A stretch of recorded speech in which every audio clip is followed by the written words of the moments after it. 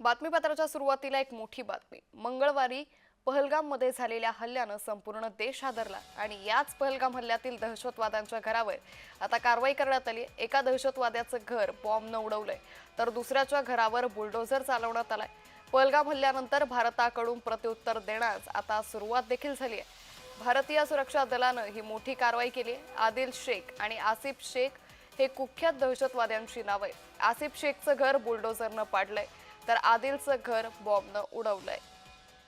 त्यामुळे आता भारताकडून हा पहिला घाव घालण्यास सुरुवात झालेली आहे। एकाच्या घरावर बुलडोझर चालवण्यात आलाय तर एकाचं घर हे बॉम्बनं उडवून देण्यात आलंय।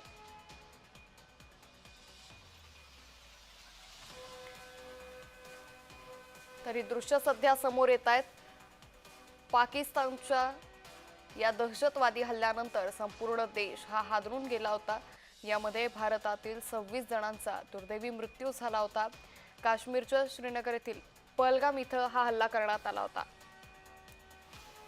त्यामुळे एकाच्या घरावर आता या दहशतवाद्यांपैकी बुलडोझर चालवण्यात आलाय तर एकाचं घर उडवण्यात आल्याची माहिती सध्या समोर आली आहे। तर याची दृश्य देखील सध्या समोर आली आहे। त्यामुळे भारताकडून आता पहिला घाव घालण्यास सुरुवात झाली आहे।